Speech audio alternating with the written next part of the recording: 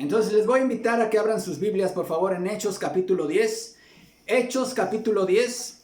Y vamos a dar lectura, voy a dar lectura, hermanos, de los versículos del 34 al 48. Dice así la palabra del Señor. Entonces Pedro, abriendo la boca, dijo: en verdad comprendo que Dios no hace acepción de personas, sino que en toda nación se agrada del que le teme y hace justicia. Dios envió mensaje a los hijos de Israel anunciando el evangelio de la paz por medio de Jesucristo. Este es Señor de todos. Vosotros sabéis lo que se divulgó por toda Judea, comenzando desde Galilea, después del bautismo que predicó Juan, cómo Dios ungió con el Espíritu Santo y con poder a Jesús de Nazaret, y cómo éste anduvo haciendo bienes y sanando a todos los oprimidos por el diablo, porque Dios estaba con él. Y nosotros somos testigos de todas las cosas que Jesús hizo en la tierra de Judea y en Jerusalén, a quien mataron colgándole en un madero. A este levantó Dios al tercer día e hizo que se manifestase, no a todo el pueblo, sino a los testigos que Dios había ordenado de antemano, a nosotros que comimos y bebimos con él después que resucitó de los muertos. Y nos mandó que predicásemos al pueblo y testificásemos que Él es el que Dios ha puesto por juez de vivos y muertos. De este dan testimonio todos los profetas, que todos los que en él creyeren recibirán perdón de pecados por su nombre. Mientras aún hablaba Pedro estas palabras, el Espíritu Santo cayó sobre todos los que oían el discurso, y los fieles de la circuncisión que habían venido con Pedro se quedaron atónitos de que también sobre los gentiles se derramase el don del Espíritu Santo, porque los oían que hablaban en lenguas y que magnificaban a Dios. Entonces respondió Pedro: ¿puede acaso alguno impedir el agua para que no sean bautizados estos que han recibido el Espíritu Santo también como nosotros? Y mandó bautizarles en el nombre del Señor Jesús. Entonces le rogaron que se quedase por algunos días. Les invito a orar. Padre, en tus manos encomiendo este tiempo. Úsame, usa tu palabra, Señor, para redarguirnos, para hacernos crecer, Señor, y sobre todo ser glorificado en este momento de predicación. En el nombre de Cristo Jesús oramos. Amén. 3 dones divinos para todas las naciones. 3 dones de Dios, 3 regalos de Dios que son para todas las naciones. Y cuando hablamos de todas las naciones, hermanos, me refiero a que estos regalos son para los chinos, para todos los pueblos de África, todas las tribus de Sudamérica, para todos los pueblos, los de la India, nuestras etnias aquí en México, para todas las naciones, hermanos. ¿Cuáles son estos 3 regalos de Dios? El Evangelio, la presencia del Espíritu Santo y la entrada a la iglesia, el bautismo, hermanos. Recordemos, vamos a recordar un poco lo que hemos visto, hermanos, en estas predicaciones. Pedro se encuentra haciendo labor pastoral. Ustedes recuerdan, a partir de la lapidación de Esteban, llegó a su máximo nivel la persecución contra la iglesia que estaba en Jerusalén, y muchos fueron esparcidos a las regiones de Judea, de Samaria y de Galilea. ¿Y qué hizo Pedro? Empezó a hacer lo que le ordenó el Señor. ¿Qué le dijo Jesús a Pedro cuando lo restauró, hermano? ¿Me amas, Pedro? Apacienta mis ovejas. Y vemos en Pedro, hermanos, y esto ya lo vimos en una aplicación anterior, que vemos en Pedro un modelo de alguien con corazón pastoral. Pedro nos enseña, el ejemplo de Pedro nos enseña que un pastor no es alguien que se mueve del escritorio pastoral al púlpito y del púlpito al escritorio pastoral, sino que ser pastor es trabajar con la gente, interactuar con la gente, y es estar en constante actividad, hermanos. No como el niño, el hijo de pastor, que le preguntaron: oye, ¿en qué trabaja tu papá? No, mi papá no trabaja, él es pastor. Hermano, la actividad pastoral es una actividad de mucho trabajo. Nos decían en el seminario que si ustedes no terminan el día agotados, cansados, es porque no cumplieron con la actividad pastoral. Es una actividad de mucho trabajo, pero es una actividad maravillosa. Es un enorme privilegio, hermanos, estar en el ministerio. Y Pedro, en su ejemplo, nos enseña que un pastor debe ser un predicador. Pedro era un predicador, pero también nos enseña con su ejemplo que un pastor debe ser un maestro bíblico, debe ser un evangelista y debe ser un misionero.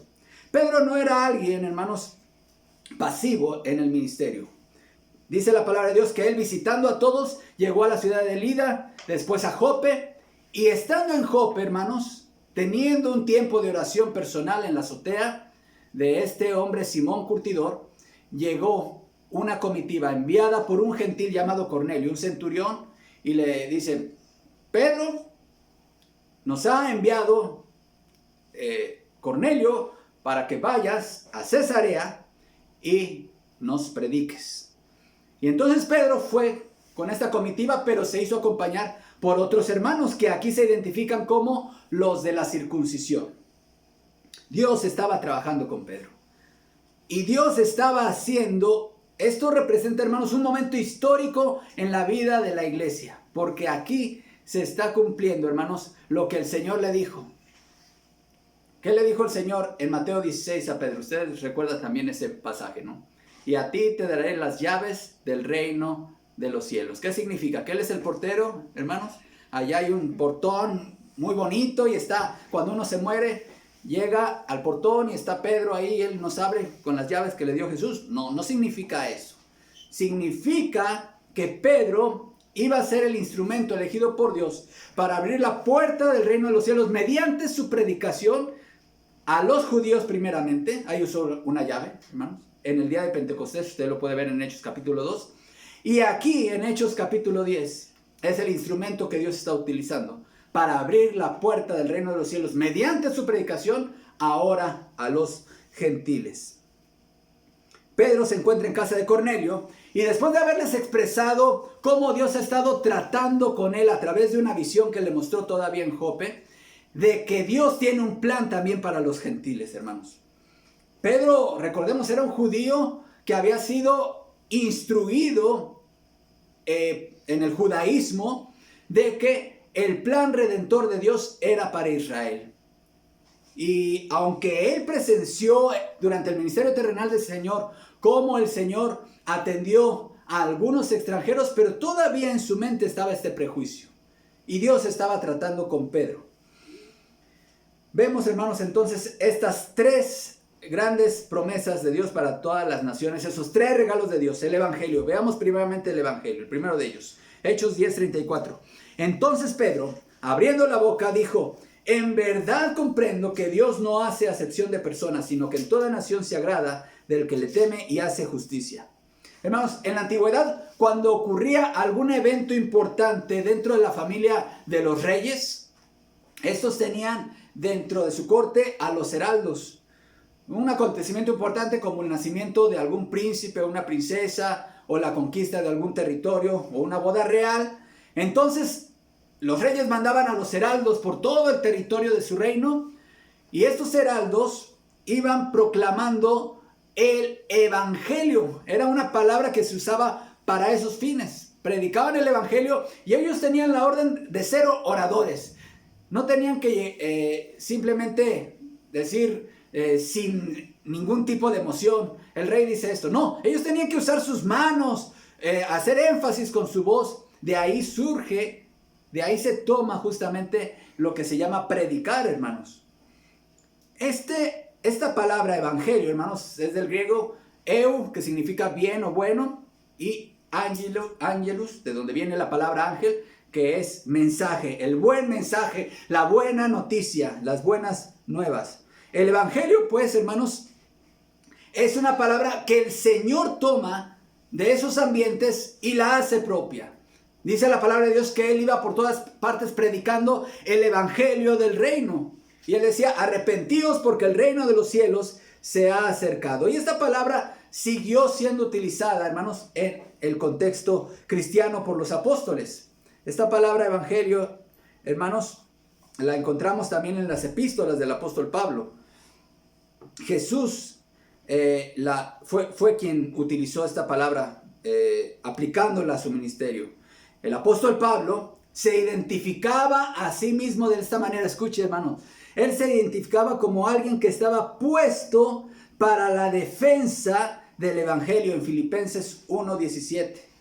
Y yo creo que, hermanos, todo predicador debe considerarse de esta manera. Estamos puestos para la defensa del evangelio. Eso quiere decir, hermanos, que el evangelio desde el principio, este buen mensaje del Señor, desde el principio ha estado bajo ataque, bajo acechanza. Y nosotros, hermanos, la iglesia es columna y baluarte de la verdad. Quiere decir que estamos puestos. ¿Qué es columna? Todos sabemos que es una columna, lo que sostiene un edificio. ¿Pero qué es baluarte? Bueno, ustedes conocen aquí los fuertes de Loreto y Guadalupe, ¿no? Un baluarte es justamente una muralla que se levanta ahí para la defensa, un fuerte que se levanta para defender una ciudad. Bueno, nosotros, la iglesia de Cristo, estamos para la defensa de la verdad, para la defensa del evangelio. En una de sus exhortaciones del apóstol Pablo, más fuertes y severas y elocuentes en toda la escritura, la encontramos en Gálatas capítulo 1. Y él dice, él se refiere a los Gálatas, una comunidad de iglesias en la región de Galacia que estaban siendo seducidas por una distorsión del evangelio. Y él les habla en estos términos. Me asombra que tan pronto estén dejando ustedes a quien los llamó por la gracia de Cristo para pasarse a otro evangelio. No es que haya otro evangelio, sino que ciertos individuos están sembrando confusión entre ustedes y quieren tergiversar el evangelio de Cristo. Pero aun si alguno de nosotros o un ángel del cielo les predicara un evangelio distinto del que les hemos predicado, que caiga bajo maldición. Porque como ya hemos dicho, ahora lo repito, si alguien les anda predicando un evangelio distinto del que recibieron, que caiga bajo maldición. Hermanos, esta actitud de Pablo no es exagerada. Si nosotros consideramos lo que está en juego con este mensaje del Señor, lo que está en juego cuando alguien intenta tergiversar el evangelio de Cristo. Es que este mensaje no es cualquier mensaje. Es el único mensaje, es la única esperanza para una humanidad perdida. No hay otro mensaje que pueda salvar las almas, solamente el evangelio de Cristo. Por lo tanto, cualquiera que intente distorsionar la única solución para el alma perdida, hermanos, que caiga bajo maldición, dice el apóstol Pablo. Dice aquí que este mensaje, llamado evangelio, en Romanos 1:16, el apóstol Pablo dijo, porque no me avergüenzo del evangelio. ¿Por qué no se avergüenza Pablo del evangelio? Bueno, había muchos motivos humanamente por los cuales él podría avergonzarse, hermanos. La cruz, el evangelio tiene como punto central la cruz, el sacrificio de Cristo. Y la cruz es donde tropiezan los judíos y donde los que no son judíos les parece locura. ¿Cómo ustedes van a rendir sus vidas y considerar Señor a alguien que murió crucificado? Y los judíos dirían, nuestro Mesías nunca tendría ese fin. Por eso el apóstol Pablo dice, porque no me avergüenzo del evangelio, porque es poder de Dios para salvación a todo aquel que cree, al judío primeramente y también al griego. Aquí, hermanos, se llama al evangelio poder de Dios, dinamus de Dios, ¿para qué? Para salvación. Nadie se convierte, hermanos, por ver un atardecer, aunque un atardecer nos habla de Dios, hermanos. Una puesta de sol, o ver un paisaje maravilloso nos habla de Dios, pero lo que necesita la gente para tener el perdón de sus pecados es escuchar del evangelio. Pablo dijo también, ¿cómo creerán si no han oído? Si no hay quien les predique. Así que, hermanos, los enemigos del reino de Dios, la gente del mundo, esos seres espirituales de maldad que habitan en las regiones celestes, los demonios, pues, que sirven a Satanás, desde muy temprano en la historia de la iglesia han hecho un esfuerzo porque se predique y porque se crea un mensaje distinto, un evangelio modificado. Y esa actividad satánica, hermanos, escuche bien, continúa en la actualidad. Ahora bien, ¿cómo podemos saber cuál es el verdadero evangelio? ¿Cuál es el verdadero evangelio? Ese que es poder de Dios para salvación. Ese que debemos creer, ese que debemos predicar. Una vez escuché una entrevista que le hacían a un pastor bautista del sur en Estados Unidos acerca de cuál era el procedimiento que se utilizaba en su iglesia para aceptar miembros que venían de otras iglesias. Dice, dentro de las cosas que nosotros tenemos implementadas, una de ellas es en la entrevista pastoral. Yo les pido que en 5 minutos me presenten lo que ellos entienden como como el evangelio de Cristo. En 5 minutos, hermano. Y es que hay tanta confusión, hermanos, ahora en la actualidad, que mucha gente todavía trae en su mente y en su corazón. Incluso, tristemente, mucha gente de iglesias, hermanos, trae en su mente un concepto del evangelio distinto. Aquí vemos a Pedro predicando el verdadero evangelio. Y vamos a ver las características de este mensaje que encontramos en la predicación de Pedro. Pedro inicia diciendo en su predicación: entonces Pedro, abriendo su boca, dijo: en verdad comprendo que Dios no hace acepción de personas. Ahora, este concepto era muy claro en la mente de los judíos, hermanos, porque en el Antiguo Testamento estaba establecido que Dios no hace acepción de personas. Pero no habían encontrado, todavía no habían llegado al punto de dimensionar las implicaciones que tenía este concepto de que Dios no hace acepción de personas en el tema de la misión. Recordemos, hermanos, Dios, nuestro Dios, el Dios de la Biblia, el Dios creador, es un Dios que se encuentra en misión. Y su misión, hermanos, es establecer su reino entre los hombres. Si usted quiere saber de qué se trata la Biblia, el mensaje de la Biblia se trata de Dios estableciendo su reino a través de los hombres. Dios está en misión. Desde el principio Dios habló de su misión. Pero vimos el alcance de la misión de Dios cuando Dios se llama a Abraham y le dice: en ti serán benditas todas las familias de la tierra. Pedro conocía este pasaje. Pedro conocía el Salmo 67 también. Te alaben los pueblos, oh Dios, todos los pueblos te alaben. Pedro conocía Isaías también, que dice: y la tierra será llena de la gloria de Jehová, como las aguas cubren el mar. Pero Dios estaba tratando con Pedro todavía. Sigue diciendo el pasaje en el versículo 35. Sino que en toda nación se agrada del que le teme y hace justicia, hermanos. Dios prepara la vida. Dios toma la iniciativa en la salvación, hermanos.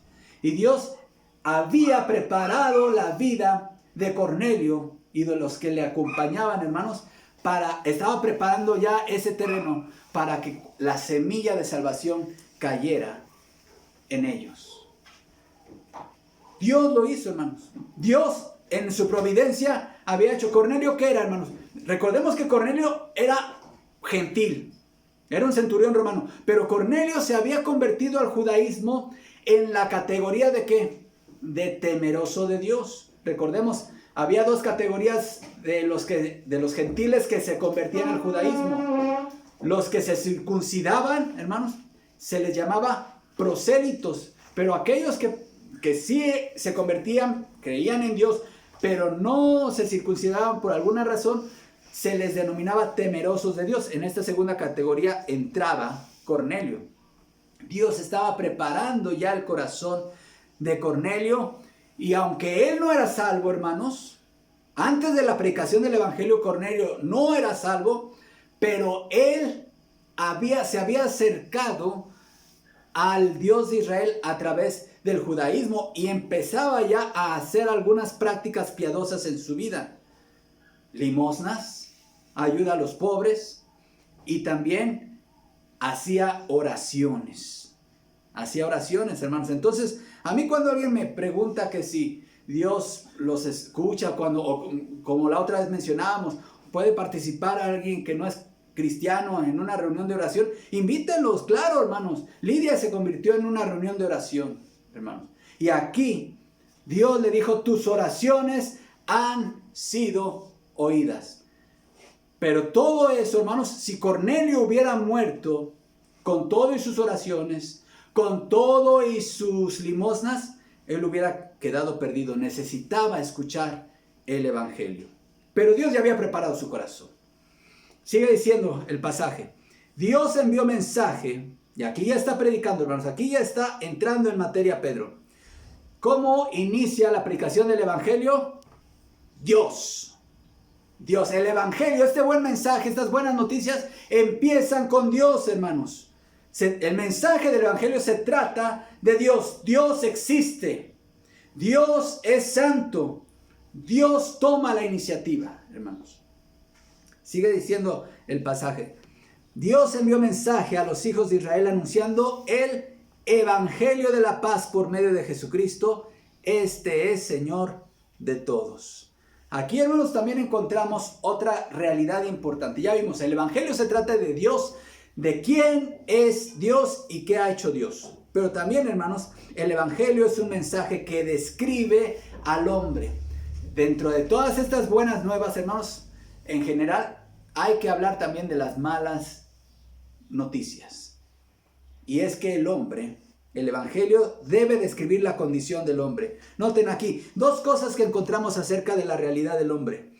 El hombre es un ser necesitado de paz. ¿Cómo le llaman, hermanos?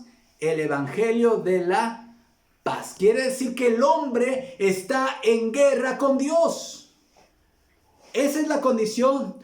Usted y yo, hermano y hermana, antes de venir a Cristo, antes de que el Señor tocara nuestro corazón y creyéramos el evangelio, estábamos en guerra con Dios. No existen, ya lo saben, hermanos, no existe tal cosa como cristianos de cuna. Aunque usted sea hijo de padres cristianos, hija de padres cristianos, antes de ser salvado por el Señor, usted y yo estábamos en guerra con Dios. Por eso necesitamos paz. Necesitamos paz, que dice Romanos también, hermanos. Justificados pues por la fe tenemos paz para con Dios por medio de nuestro Señor Jesucristo. El hombre es un ser necesitado de paz. Así que cuando usted vea a sus familiares inconversos, cuando usted vea a sus vecinos, sus compañeros de trabajo, cuando vea a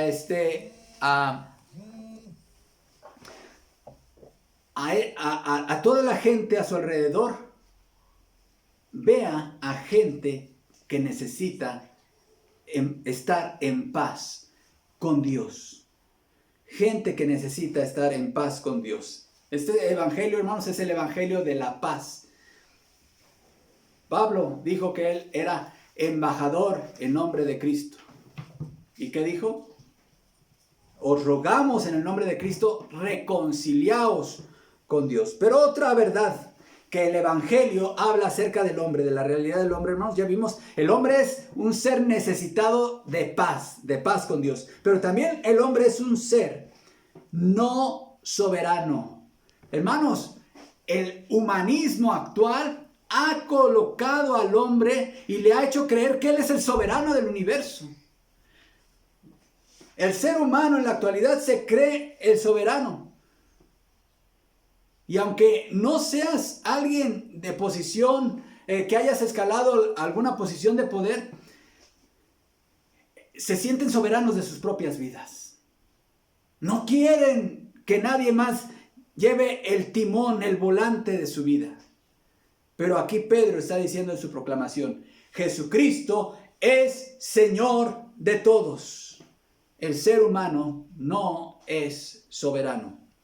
Pero también, hermanos, el evangelio es un mensaje que afirma verdades acerca de la persona del Señor Jesucristo. Cuando tú predicas el evangelio, hermano, más vale que hables de Jesús. Porque hablar de Dios en términos generales, así de forma genérica, pues mucha gente puede aceptar un concepto general de Dios. Pero cuando hablas acerca de Jesús, entonces viene el verdadero conflicto en el alma de muchas personas. Dice este pasaje, hermanos, vosotros sabéis lo que se divulgó por toda Judea, comenzando desde Galilea después del bautismo que predicó Juan, cómo Dios ungió con el Espíritu Santo y con poder a Jesús de Nazaret, y cómo éste anduvo haciendo bienes y sanando a todos los oprimidos por el diablo, porque Dios estaba con él. Y nosotros somos testigos de las cosas que Jesús hizo en la tierra, de Judea y en Jerusalén, a quien mataron colgándole en un madero.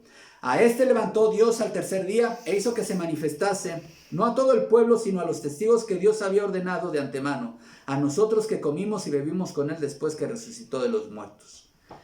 Predicar el evangelio, hermanos, es hablar y presentar a Jesucristo. En primer lugar, Pedro está presentando a Jesús como un personaje histórico. Los hechos y la vida de Jesús, hermanos, aquí Pedro los está colocando en un contexto, en el espacio y en el tiempo. La fe cristiana, ya lo hemos dicho, hermanos, no está basada en leyendas. La historia de la Navidad, la historia de la vida de Jesús, su muerte y resurrección, hermanos, no son leyendas, no son cuentitos, no son mitología, hermanos. Hay que aclarar muy bien que la fe cristiana está basada en hechos históricos. Jesús, Dios mismo encarnado, irrumpió en la historia humana. Y cuando Pedro está predicándoles, hermanos, muchos de los que vivieron en Jesús, que vivieron cuando Jesús vivía, hermanos, todavía estaban vivos. Y sus obras, hermanos, se habían extendido hasta Cesarea. Por eso Pedro les dice, ustedes saben bien lo que se divulgó. Ustedes conocen acerca de lo que se ha hablado de Jesús. Entonces Pedro está colocando a Jesús como un personaje histórico. Y también, hermanos, está hablando de la muerte de Jesús. Noten, no hay evangelio sin crucifixión. Sigue diciendo el pasaje. Vosotros sabéis lo que se divulgó por toda Judea, comenzando desde Galilea después del bautismo que predicó Juan, cómo Dios ungió con el Espíritu Santo y con poder a Jesús de Nazaret, y cómo éste anduvo haciendo bienes y sanando a todos los oprimidos por el diablo, porque Dios estaba con él. Y nosotros somos testigos de todas estas cosas que Jesús hizo en la tierra de Judea y en Jerusalén. Note esto, a quien mataron colgándole en un madero. La cruz de Cristo, hermanos, es el centro del mensaje del evangelio. ¿Qué ocurrió en la cruz de Cristo? Cuando estaba dando el discipulado, hermanos, a nuestros hermanos nuevos creyentes en estas primeras lecciones evangelísticas, yo les dejé una tarea y les dije, para la próxima semana me van a decir qué significó para tu vida la muerte de Jesús en la cruz. Eso es lo más importante que el ser humano, que toda persona, hermanos, debe conocer. ¿Qué significó aquella muerte de un hombre judío hace cerca de 2000 años en una cruz? ¿Qué tiene que ver conmigo? Entonces, aquí estamos pasando, hermanos, del hecho histórico al hecho legal, a las implicaciones legales que tiene que ver la muerte de Jesús conmigo, hermanos, porque la salvación tiene que ver con un aspecto legal. El hombre no solamente está en guerra con Dios, sino que el hombre ha violado la ley de Dios, ha desobedecido los mandamientos de Dios, y el hombre está en problemas con Dios. Y toda transgresión, Dios la castiga porque Él es santo. ¿Y qué decidió hacer, hermanos? Y eso es lo que significa la muerte de Jesús, hermanos. Dios no había forma en que Él pudiera perdonar nuestros pecados a menos que nuestros pecados fuesen castigados. Y fueron castigados en la persona de su Hijo Jesucristo. Eso significó la muerte de Jesús. Hubo un cambio.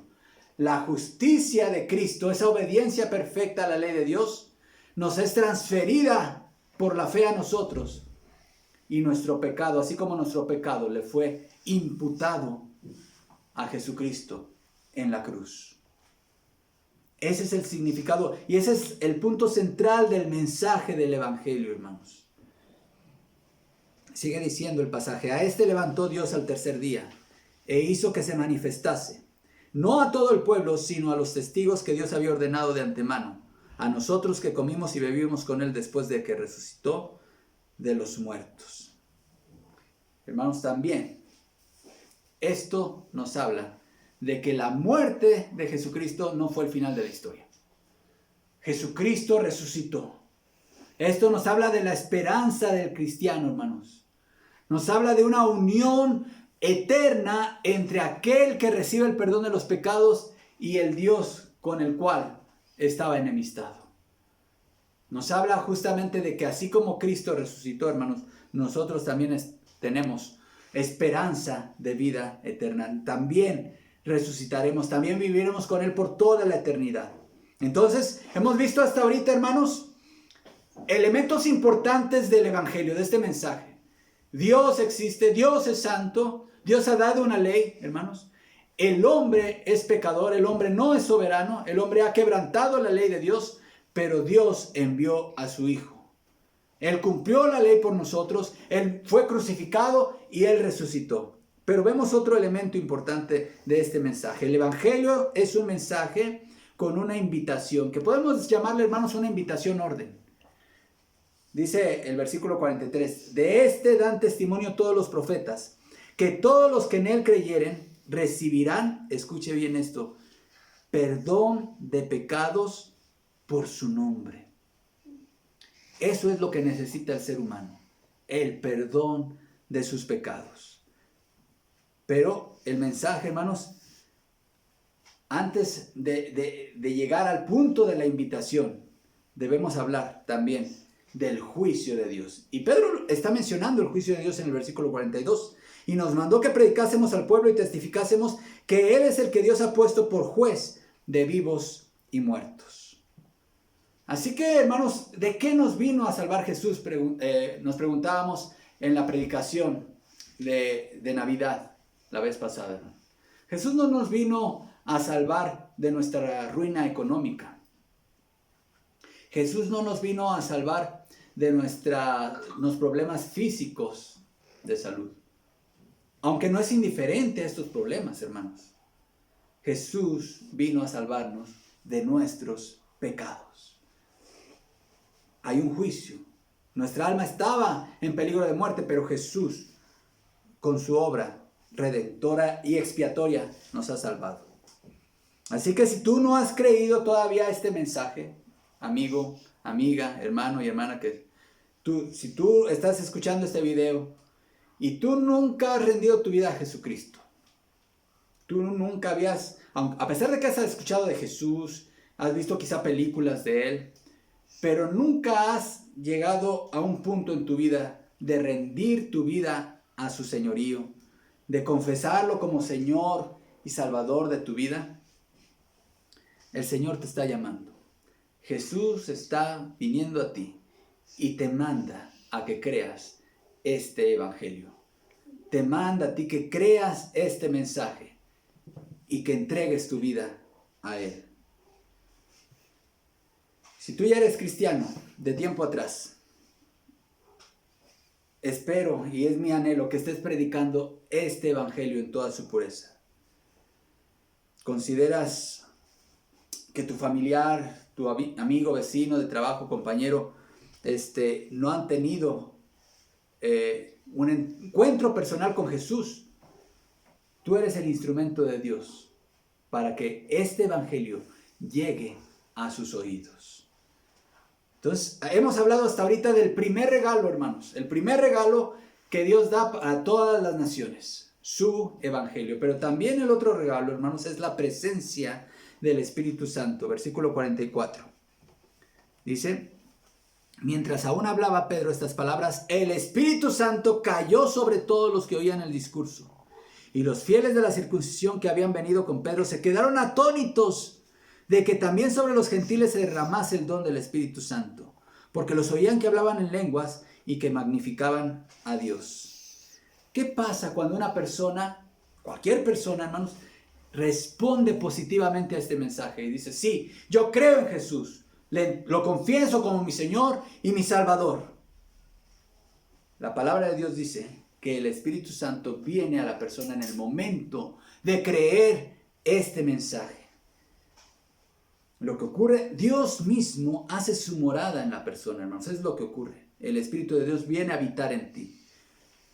En el Antiguo Testamento, hermanos, la manifestación, recordemos, la manifestación del Espíritu Santo, cuando venía alguien, era porque ese alguien era llamado para alguna misión especial, ya sea profeta, rey, sacerdote.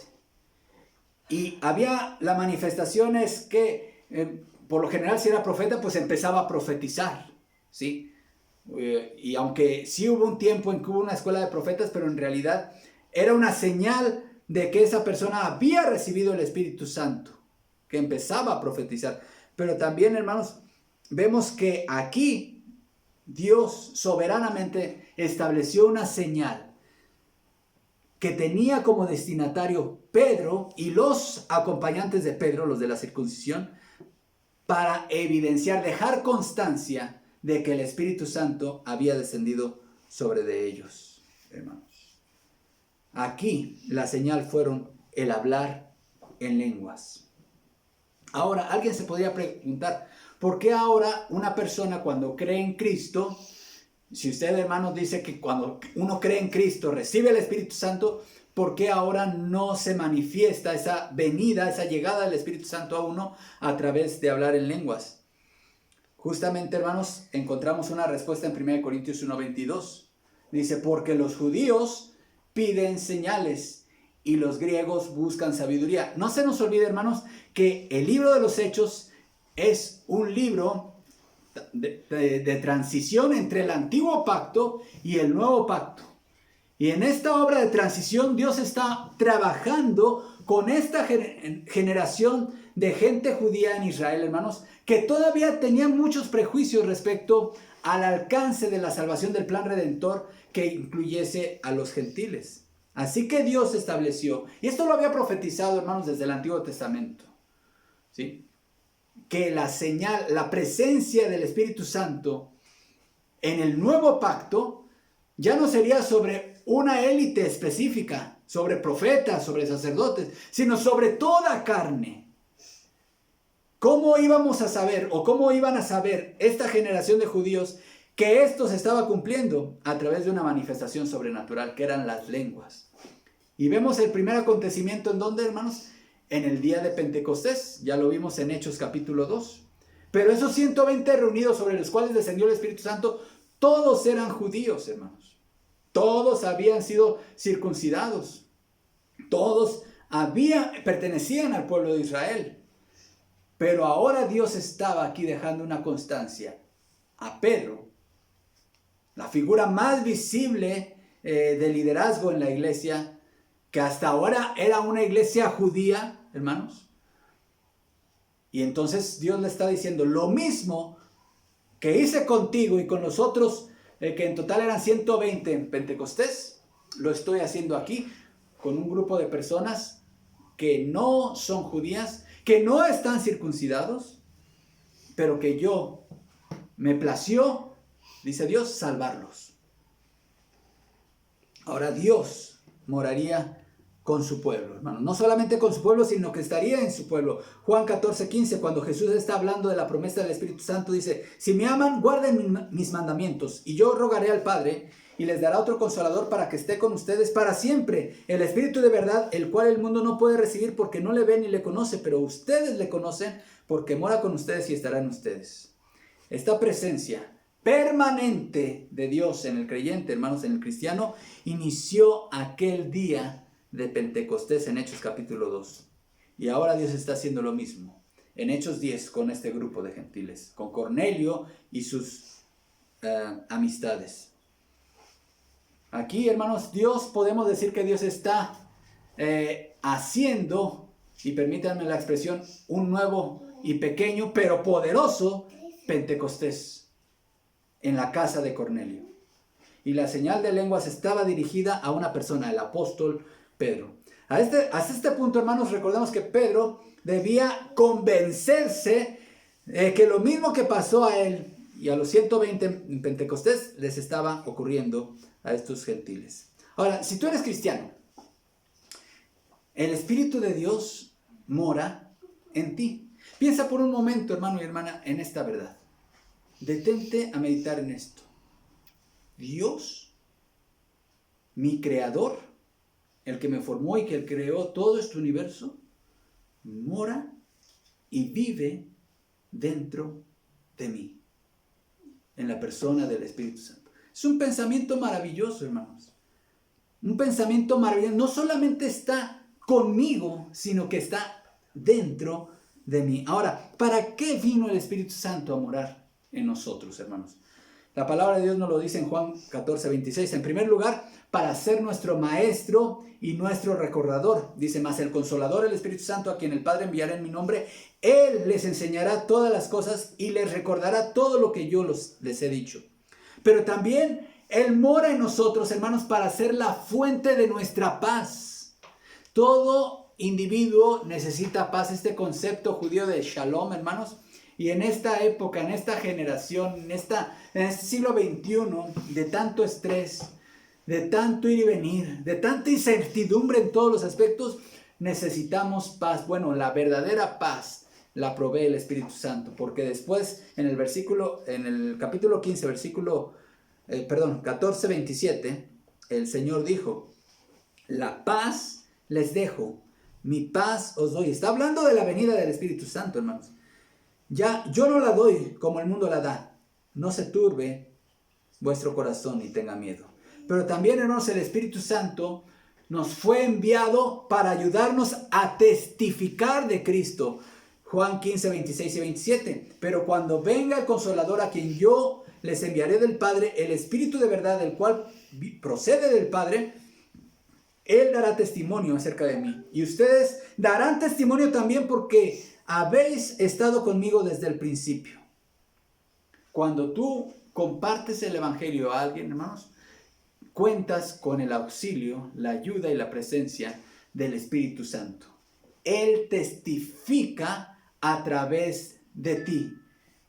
Y eso aclara el hecho, bueno, alguien pudiera pensar, pero yo cómo voy a dar testimonio, yo no estuve presente en los hechos. Bueno, el Espíritu Santo da testimonio acerca de ti y Él pone en ti las palabras que Jesús les dijo a los discípulos. No se preocupen porque hablarán, porque el Espíritu de vuestro Padre hablará a través de ustedes. Pero también, hermanos, para ser nuestro guía. Nosotros necesitamos dirección. Nosotros confiamos demasiado en nuestra sabiduría, en nuestra inteligencia, pero la verdad es que somos gente necesitada de que alguien nos diga para dónde ir al tomar decisiones, hermanos. ¿Quién es nuestro guía en este camino llamado vida cristiana? El Espíritu Santo, hermanos. Entonces, mira qué maravilla. ¿Para qué envió Dios el Espíritu Santo a vivir dentro de ti? Para enseñarte, para ser tu maestro. Cuando tú lees la Biblia, hermano, qué maravilla que tienes al autor de la Biblia morando en ti, explicándote la Biblia. ¿Sí? Y además, hermanos, tienes la fuente inagotable de paz en un mundo lleno de confusión. Pero también tienes al auxiliador a la hora de compartir de Cristo a otros. Pero también es la guía, el Espíritu Santo es nuestro guía. Dice Juan 16:13, pero cuando venga el Espíritu de verdad, Él os guiará a toda verdad, porque no hablará por su propia cuenta, sino que hablará todo lo que oyere y os hará saber las cosas que habrán de venir. Pero también, y esto es maravilloso, hermanos, el Espíritu Santo vino a nosotros para ser nuestra garantía de nuestra herencia que hemos de recibir. Efesios 1, 13 y 14. En Él también ustedes, cuando oyeron el mensaje de la verdad, el evangelio que les trajo la salvación, y lo creyeron, fueron marcados con el sello que es el Espíritu Santo prometido. Este garantiza nuestra herencia hasta que llegue la redención final del pueblo adquirido por Dios, para alabanza de su gloria. Pero también, hermanos, el Espíritu Santo vino a nosotros para ser nuestra fuente de fruto espiritual. ¿Sí? Y aquí podemos ya entrar a terrenos más objetivos, hermanos.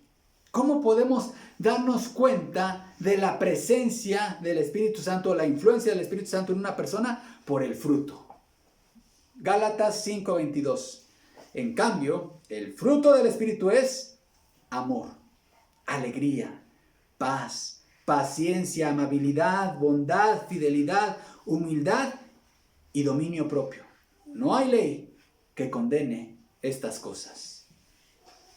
Así que, hermanos, este fruto no lo podemos producir nosotros. Es el fruto de, ¿qué dice la palabra? Del Espíritu, hermanos. Alguien que está gobernado por el Espíritu de Dios, hermanos. ¿Cómo va a estar caracterizada su vida, hermanos? por amor. Y el amor del que habla aquí es el amor ágape. Ya hemos hablado de los tipos de amor, hermanos. El amor de Dios, el que fue derramado por el Espíritu Santo, dice Romanos, el día que el Espíritu Santo vino a morar en nosotros, hermanos, es el amor ágape. El amor a pesar de, el amor incondicional, el amor que no espera algo a cambio. El amor que se da a quien no lo merece, ese es el amor ágape, el amor de Dios. El amor, alegría. Hemos hablado mucho de la alegría, hermanos. Un cristiano no debe ser una persona triste. Un cristiano no debe ser una persona amargada. Una persona quejosa. Alegres. Y bien lo dijo el hermano Oscar ahorita al inicio del culto, hermanos. Fue un año terrible. Pero si somos sinceros, hermanos, Dios nos ha bendecido enormemente. Sí ha habido pruebas, muchas pruebas, pero el ser humano tiene... ¿Cuál es el motivo mayor de alegría que puede tener una persona, hermano? Estar reconciliado con Dios. Es tener a Dios por Padre, haber tenido la paz con Dios, hermano. Ya con eso, aunque nos falte todo lo demás. ¿Por qué? Y hermanos, no hay razón.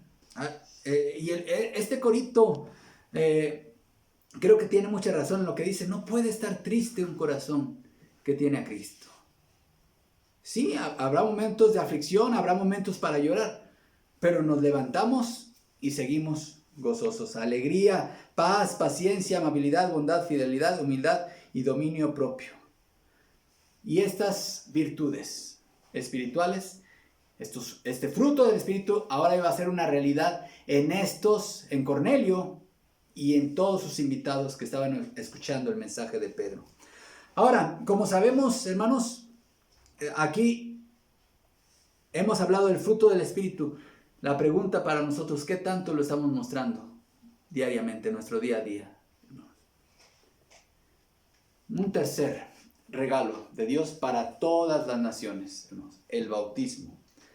El bautismo, hermanos, es la puerta de entrada a la iglesia que se ofrece a todas las naciones. Hechos 10:47. Entonces respondió Pedro: ¿puede acaso alguno impedir el agua para que no sean bautizados estos que han recibido el Espíritu Santo también como nosotros?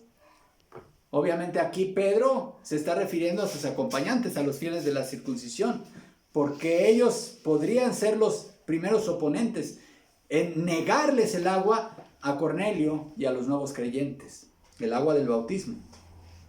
Dice, estos que han recibido el Espíritu Santo también con nosotros. Ya lo dijimos, es la misma experiencia de Hechos 2, hermanos.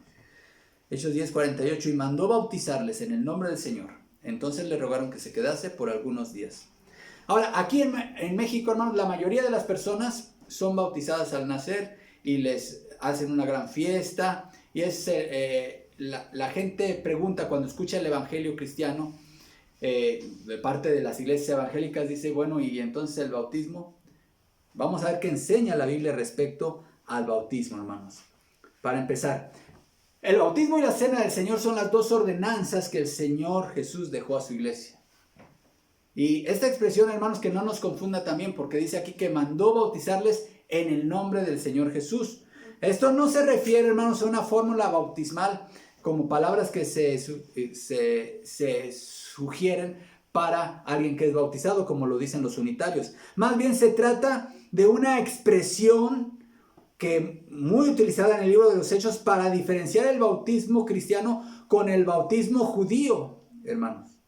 Entonces era muy importante que una persona que era bautizada en el bautismo cristiano hiciese una confesión de fe. Y la confesión de fe más corta y más común en esa época era Jesucristo es el Señor. Lo que dijo, por ejemplo, el eunuco etíope con Felipe. Si crees de todo corazón, bien puedes. ¿Y cuál fue su confesión de fe? Creo que Jesucristo es el Hijo de Dios. Entonces, ¿qué hizo? Lo bautizó. Eso significa la expresión ser bautizado en el nombre de Jesús. No significa un desacato a la orden del Señor de que las personas debemos ser bautizadas y la fórmula bautismal debe ser en el nombre del Padre, del Hijo y del Espíritu Santo. Pero, hermanos, notemos cómo Pedro sabiamente, guiado seguramente por el Espíritu de Dios, dice, mandó bautizarles. Él no los bautizó, sino que sus acompañantes les dio la orden de que los bautizaran, hermanos. Por tanto, involucró a los judíos en esta realidad trascendental, sabiendo que ellos estarían aún más dispuestos de apoyarla. Y Pedro encontró en estos acompañantes que presenciaron el milagro, hermanos, para que fuesen su respaldo en el concilio de Jerusalén, donde se trataría el tema de la inclusión de los gentiles en la iglesia. Algo importante también respecto al bautismo. El bautismo es únicamente para creyentes, para personas que han creído en Jesucristo como su único y suficiente Señor y Salvador de sus vidas, dándole la espalda a sus pecados. El Nuevo Testamento no presenta un solo caso de bautismo de algún recién nacido. El bautismo también, hermanos, tiene un simbolismo precioso. Y por eso, como cristianos, hermanos, en las iglesias bautistas creemos no solamente que el bautismo sea para creyentes, sino que debe ser por inmersión. ¿Cuál es el simbolismo detrás del bautismo, hermanos? Vamos a Romanos capítulo 6, que concluiremos que vamos a persistir en el pecado para que la gracia abunde. De ninguna manera. Nosotros que hemos muerto al pecado, ¿cómo podemos seguir viviendo en él? ¿Acaso no saben ustedes que todos los que fuimos bautizados para unirnos con Cristo Jesús, en realidad fuimos bautizados para participar en su muerte? Por tanto, mediante el bautismo fuimos sepultados con él en su muerte, a fin de que así como Cristo resucitó por el poder del Padre, también nosotros llevemos una vida nueva. En efecto, si hemos estado unidos con él en su muerte, sin duda también estaremos unidos con él en su resurrección. Sabemos que lo que antes éramos fue crucificado con él para que nuestro cuerpo pecaminoso perdiera su poder, de modo que ya no siguiéramos siendo esclavos del pecado, porque el que muere queda liberado del pecado. Como podemos ver en este pasaje de Romanos, hermanos, el bautismo tiene un doble simbolismo. Primeramente, quien se está bautizando, quien está siendo bautizado, está dando un testimonio público de su propia experiencia de salvación, de su propia experiencia de que a partir de que Jesucristo llegó a su vida, Él es un muerto al pecado. Él ha muerto al pecado y por lo tanto, lo que Él era antes, ha muerto. ¿Y dónde queda el viejo Iván Villa, aquel que estaba antes de creer en Cristo? Queda sepultado en las aguas del bautismo. Y entonces es levantado para vivir una vida nueva. Una vida ya no para servir al pecado, sino para servir a Jesucristo. Eso es lo que está diciendo una persona que está siendo bautizada, hermano. Eso es lo que testificamos. Por eso es tan importante la forma en la cual uno se bautiza. Eso es algo maravilloso, hermanos. Pero también, cuando se está siendo bautizado, nos estamos identificando no solamente con nuestra propia experiencia, sino también con la obra expiatoria de nuestro Señor Jesucristo. Estamos diciéndole a la gente que presencia nuestro bautismo: yo estoy unido a la crucifixión de Jesucristo, a su muerte. Estoy unido a Él en su muerte y en su resurrección. Eso es algo hermoso y maravilloso, hermanos. Algo importante también respecto al bautismo. El agua del bautismo no regenera, es decir, no hace nacer de nuevo a alguien, sino quien se bautiza es alguien que ya nació de nuevo, alguien que ya fue regenerado por el poder del Espíritu Santo. Aquí lo vemos en este pasaje. Primero vino el Espíritu Santo, ¿cuándo? ¿Cuando se bautizaron? No, cuando creyeron el mensaje del Evangelio que estaba predicando Pedro, hermanos. Tampoco el agua del bautismo nos limpia de pecados, hermanos. ¿Qué es lo único que nos limpia del pecado? Dice 1 Juan 1:7, pero si vivimos en la luz, así como Él está en la luz, tenemos comunión unos con otros. Y note esto: y la sangre de Jesucristo, su Hijo, nos limpia de todo pecado. En conclusión, el bautismo, de acuerdo a la enseñanza bíblica, no es un medio de salvación. Nadie debe bautizarse pensando que va a ser salvo por bautizarse. El bautismo tampoco es un medio para la regeneración. No es un medio para la limpieza de nuestros pecados. Solo quienes han profesado creer en Cristo como Señor y Salvador deben ser bautizados. El bautismo es un símbolo de testimonio, hermanos. No es un sacramento, ¿sí? No es un sacramento para hacernos más santos. El bautismo es la puerta de entrada también a la membresía de la iglesia local, a la familia de la fe. Hermanos amados, nuevos creyentes, ustedes que han estado tomando el discipulado Nueva Vida en Cristo 1, ustedes que han confesado ya a Jesús como Señor y Salvador, les animamos con todo el corazón, hermanos, y nosotros como Iglesia Bautista de Puebla estamos para servirles en este asunto y les animamos a que el Señor les mueva a obedecerle en el acto del bautismo. Concluyo, hermanos. Dios está en misión. Su misión incluye a todos los pueblos y a todas las etnias. Y Dios está obrando su misión en este tiempo a través de su iglesia. Nosotros como iglesia local debemos sentirnos parte de la misión de Dios, lo que los misionólogos llaman la missio Dei, hermanos. Nosotros tenemos el privilegio de formar parte de la misión de Dios. Ahora, nosotros quizás no tengamos el prejuicio que tenía Pedro, hermanos, de que Dios quiera salvar a otras personas de otras naciones. El problema del cristianismo actual, hermanos, es que muchas personas no están involucradas y muchas iglesias, tristemente, no están involucradas en la obra misionera. Es lamentable que existan tantas y tantas iglesias locales en donde únicamente existen para servirse a sí mismos. Ya no debe de haber iglesias de ese tipo, hermanos. La iglesia local debe existir para servir al mundo en el sentido de predicarles el evangelio, hermanos. No para servir al pecado, sino para predicarles el evangelio, para llevar la misión de Dios. Como iglesia local, hermanos, debemos estar siempre pensando y siempre deseando plantar más y más iglesias, alcanzar grupos étnicos, alcanzar otros campos que no han sido alcanzados todavía, hermanos. Y esto implica, hermanos, también el evangelismo aquí a nivel local. La pregunta, hermanos, esta iglesia, el Señor nos ha bendecido grandemente este año que terminó con almas salvadas. Y es nuestra intención y nuestro deseo continuar con estos trabajos de evangelismo, de discipulado y, ¿por qué no?, también hacer viajes misioneros exploratorios de corto plazo, hermanos. Pero necesitamos gente que quiera involucrarse en la misión de Dios. Que este año, hermanos, sea el año en donde tú puedas con gozo tener la satisfacción de haber sido usado por Dios para que un alma más conociera de Cristo y llegara a la salvación.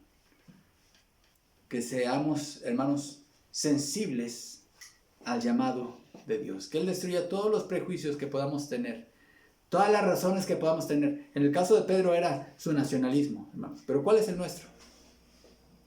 ¿Cuál es el nuestro? Recordemos, todos estos son dones de Dios para todas las naciones, para todas las personas. El Evangelio, la presencia del Espíritu Santo y la entrada a la iglesia a través del bautismo. Oremos. Padre, gracias te damos por tu palabra. Gracias te damos, Señor, porque tú en tu plan estaba incluir a todas las naciones, a todo tipo de personas en tu familia, en tu iglesia, Señor. Y gracias te damos porque eso hizo posible que nosotros, aquí en México, en este continente americano, también pudiésemos tener acceso a estas bendiciones. Tu evangelio un día llegó a nuestros oídos, un día entró a nuestro territorio, entraron misioneros proclamando este evangelio. Gracias te damos porque un día hubo puertas que se abrieron, corazones que se abrieron, Señor, que tú abriste. Y aquí estamos, Señor, un grupo de personas fruto de ese trabajo misionero. Señor, que la cadena no se interrumpa en esta generación. Ayúdanos a seguir impulsando tu obra en los campos que todavía faltan por alcanzar, Señor. Úsanos, Padre, como iglesia, usa nuestras vidas. En nombre de Cristo Jesús lo rogamos. Amén. Amén.